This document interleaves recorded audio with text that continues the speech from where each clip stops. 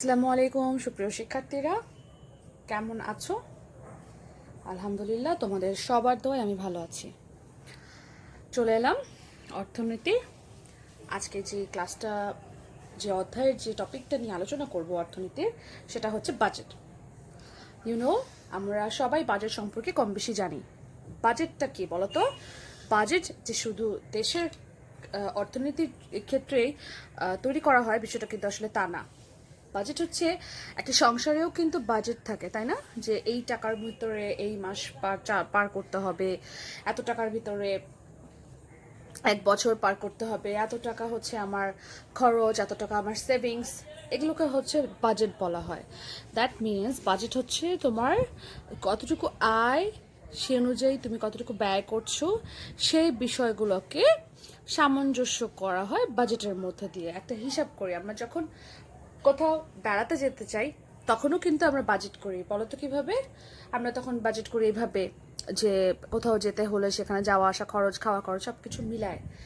তো আজকে আমরা আসলে আমাদের দেশের বাজেট সম্পর্কে আলোচনা করব। আমাদের দেশটা একটা বিশাল বড় একটা ব্যাপার এখানে। এটা তো আসলে একটা সংসার বা ঘুরতে যাওয়ার মতো ব্যাপার না।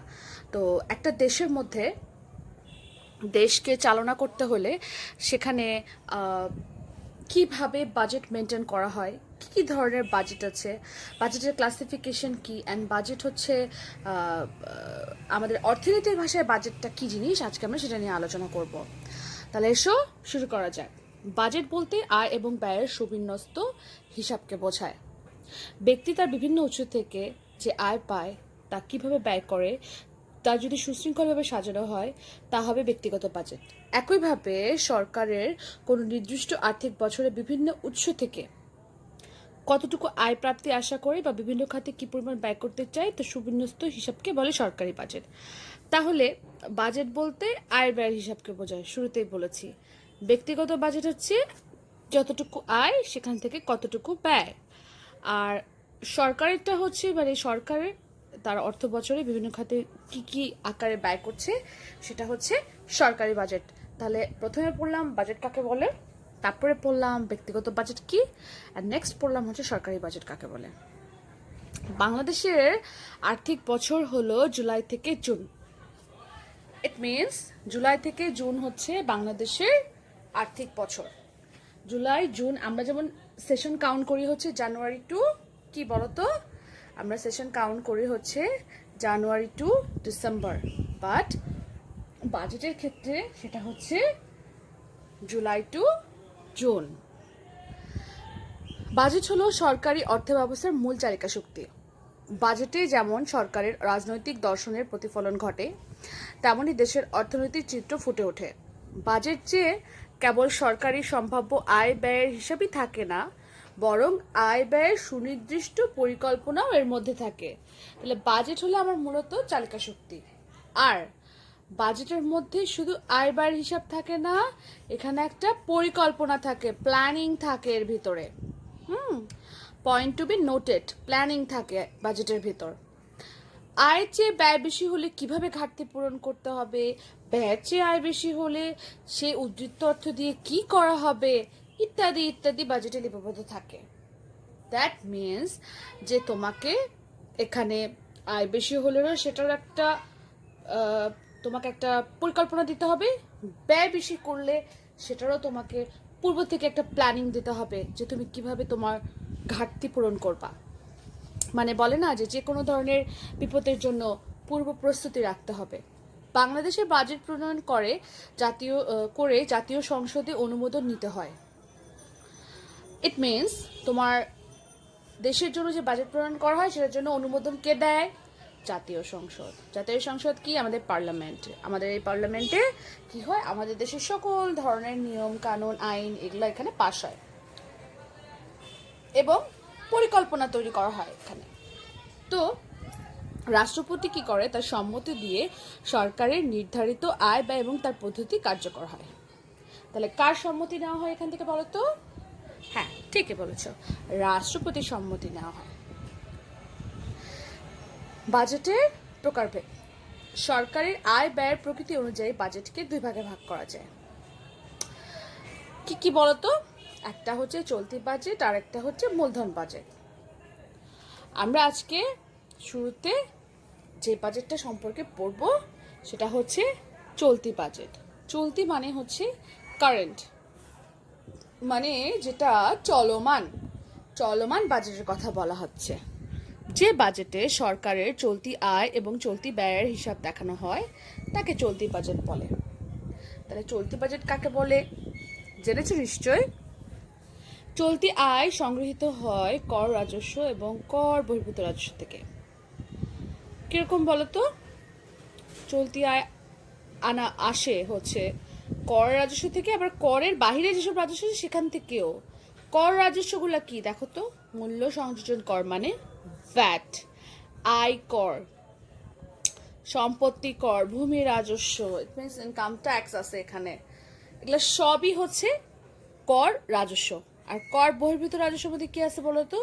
সরকারের বিভিন্ন প্রতিষ্ঠানের লাভ্যাংশ, মুনাফা, ঋণের সুদ ইত্যাদি। অনেক কোম্পানি চালু আছে যাদের লাভের অংশ বা মুনাফার অংশ বা ঋণের উপরে যে আমরা হয় না যে ঋণের উপরে যে সুদ দেওয়া হয় বা সুদ নেওয়া হয় সেটা থেকেও কিন্তু টাকা আসে। বাজেটের এই অর্থ ব্যয় হয় সরকারের প্রশাসনিক কার্য সুষ্ঠুভাবে পরিচালনা এবং দেশ রক্ষার জন্য। ইট মিনস এখানে বাজেটের টাকাটা আমাদের দেশকে সুষ্ঠুভাবে পরিচালনার জন্য ব্যবহার করা হয়। সবসময় চেষ্টা থাকে যে টাকাটা অথেন্টিকভাবে যেহেতু আসে, আমরা যেন অথেন্টিকভাবে সেটা খরচও করি, সেই দিকে লক্ষ্য রাখা হয়। এই বাজেটের ব্যয়ের খাতগুলো কি কেমন বলতো? শিক্ষা, জনপ্রশাসন, বিচার বিভাগ, পুলিশ প্রশাসন, স্বাস্থ্য ও পরিবার কল্যাণ ইত্যাদি উল্লেখযোগ্য। যেহেতু এই খাতগুলো অপরিবর্তিত থাকে তাই প্রতি বছর বাজেটে এই ব্যয়ের পুনরাবৃত্তি কি হয়? প্রয়োজন হয়। কারণ শিক্ষা, তোমরা ক্লাস এখন 10-এ পড়ো, এরপরে তোমরা 11-এ পড়বা, তারপরে তোমরা 12-এ পড়বা, এভাবে কি তোমরা স্টেপ বাই স্টেপ আগাবা, তাই না? তো তোমাদের খাতগুলো কিন্তু অপরিবর্তিত থাকে। তোমাদের ক্লাসটাতে নতুন আবার স্টুডেন্ট আসে যারা গত বছর 9-এ ছিল, যারা 9-এ ছিল তাদের 8-এ যারা ছিল তারা 9-এ আসে। এইভাবে কিন্তু একটার পর একটা এক্সচেঞ্জ হতে থাকে। এক্সচেঞ্জ হলে কি হয়? খাতগুলো তো অপরিবর্তিত থাকে। খাতগুলো যেহেতু অপরিবর্তিত হয় তাহলে এখানে তো ব্যয় সমানই থাকে, ব্যয় তো কমে না, বরং দিন দিন আরও কি হয়? ব্যয় বাড়ে। তাই এটা পুনরাবৃত্তির প্রয়োজন হয়, মানে পুনরায় খরচের প্রয়োজন হয়। চলতি বাজেট সাধারণত উদ্ধৃত থাকে, মানে সারপ্লাস থাকে। উদ্ধৃতকে ইংরেজিতে বলে সারপ্লাস, মানে যেটা বাড়তি থাকে। চলতি বাজেটকে উন্নয়ন বা রাজস্ব বাজেটও বলা হয়। আশা করছি চলতি বাজেট সম্পর্কে বই যতটুকু দেয়া আছে এতটুকু যদি তোমরা ক্লিয়ার কনসেপ্ট নিয়ে নাও তাহলে তোমরা ইনশাল্লাহ সৃজনশীল গ ঘ কিংবা ক মার্কসে যদি চলতি বাজেট কাকে বলে বা বাজেট কাকে বলে, বাজেটের ক্লাসিফিকেশন কি এগুলো থাকে, তোমরা অ্যান্সার করতে পারবা। আর অবজেক্টিভের জন্য তো তোমাকে লাইন বাই লাইন অবশ্যই জানতে হবে যে বইয়ের পাতায় প্রতিটা লাইনে কি ধরনের অবজেক্টিভের লাইন উল্লেখ করা আছে, সেগুলোও কিন্তু খেয়াল করতে হবে। নেক্সট হচ্ছে মূলধন বাজেট। মূলধন বাজেটটা কি?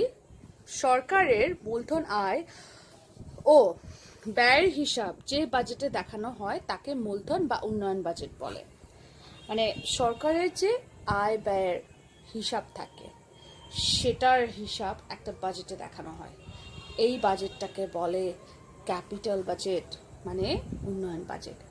এই বাজেটের মূল লক্ষ্য কি জানো? এই বাজেটের মূল লক্ষ্য হলো দেশের ও জনগণের আর্থ সামাজিক উন্নয়ন সাধন করা। মানে তোমার আমার, আমরা কি জনগণ, এবং আমরা কোথায় থাকি? বাংলাদেশে। তাহলে আমাদের দেশের এবং আমাদের আর্থ সামাজিক উন্নয়ন সাধন করে এই মূলধন বাজেট। কিভাবে আসো জানি। এই লক্ষ্যে সরকার কি করে? বার্ষিক উন্নয়ন কর্মসূচি প্রণয়ন করে। প্রত্যেক বছর একটা করে ডেভেলপিং কি বলবো যে কিছু কর্মসূচি তারা প্রণয়ন করে। তা বাস্তবায়নের জন্য প্রয়োজনে অভ্যন্তরীণ এবং বৈদেশিক উভয় উৎস থেকে অর্থ সংস্থান করে। আমাদের দেশে থেকে দেশীয় খাত থেকে যদি পরিপূর্ণভাবে টাকা কালেকশন নাও হয়, তাও তারা কি করে বিদেশ থেকে বিভিন্ন এনজিওর সাহায্যে অর্থ সংস্থান করা হয়। যেভাবেই হোক টাকার ঘাটতি পূরণ করা হয়। অভ্যন্তরীণ আয়ের উৎস হলো রাজস্ব উদ্ধৃত, বেসরকারি সঞ্চয়, ব্যাংক ঋণ ও অতিরিক্ত কর ধার্য করা। এই তিনটা হচ্ছে অভ্যন্তরীণ আয়ের উৎস, এটা তোমরা নোট করো। আর বৈদেশিক আয়ের উৎসগুলো কি দেখো, বৈদেশিক যে ঋণ নিই আমরা, তারপরে বৈদেশিক অনুদান, অনেকে দান করে আমাদেরকে টাকা, যে হ্যাঁ তোমরা এই টাকা দিয়ে এই কাজটা করো, এই কাজে লাগাও, অনেকে টাকা দেয়। অনেক উন্নত দেশ যারা হচ্ছে খেয়ে পড়ে বেঁচে আরও বেঁচে থাকে, তারা কিন্তু আমাদেরকে কি দেয়, অনুদান দেয়। যেহেতু আমরা এখনো উন্নত না, আমরা এখনো কি ডেভেলপ করছি, ডে বাই ডে আমরা ডেভেলপ করছি।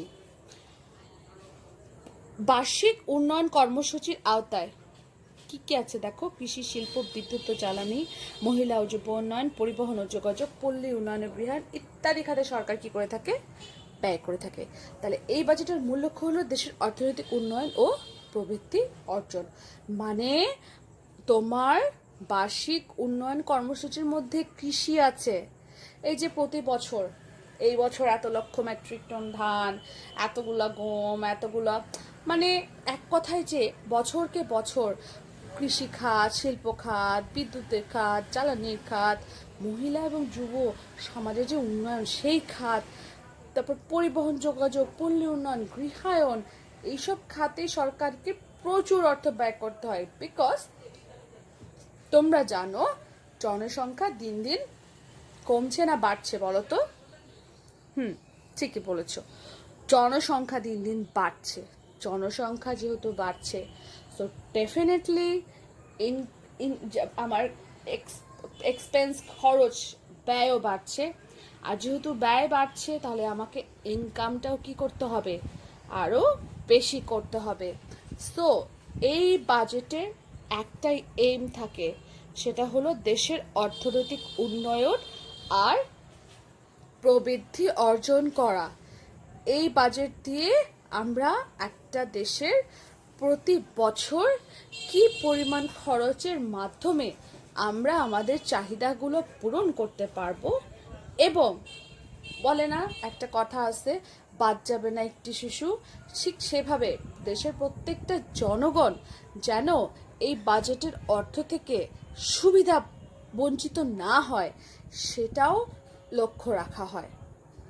তাহলে তোমরা মূলধন বাজেটটা কি নিশ্চয়ই বুঝতে পেরেছ, আশা করছি বুঝতে পেরেছ। তাহলে আজ আমরা কি আলোচনা করলাম, বাজেট কাকে বলে, তারপরে পড়লাম ব্যক্তিগত বাজেট কাকে বলে, দেন পড়েছি সরকারি বাজেট কাকে বলে। অবশ্যই টাইমিংটা আবারও মেনশন করছি, জুলাই টু জুন।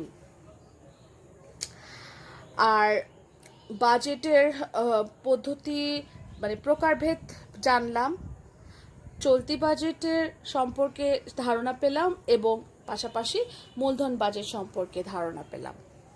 তোমাদের এখানে একটা বক্সে কাজ দেওয়া আছে, কি কাজ দেওয়া আছে বলো তো? চলতি বাজেট ও মূলধন বাজেটের পার্থক্য নির্ণয় করো। তাহলে তোমরা কি করবা, এখান থেকে এ পর্যন্ত পড়বে, যে প্রশ্নগুলো দিলাম সেগুলো কাউন্ট করে পড়ে লিখে ফেলবে। একটা জিনিস মনে রাখবা, পড়লে মানুষ ভুলে যায়, লিখলে কিন্তু অনেক দিন মনে থাকে। আর এখানে যে তোমাদের জন্য একটা কাজ দেওয়া আছে, চলতি বাজেট আর মূলধন বাজেটের মধ্যে পার্থক্য নির্ণয় করো, সেটা তোমরা তৈরি করে আমাকে ইনবক্স করবে, আমি সেটা চেক করব। তো আজ এই পর্যন্তই, সবাই ভালো, সুস্থ, সহি সালামতে থাকো, এই কামনায় আজ বিদায় নিচ্ছি। আল্লাহ হাফেজ।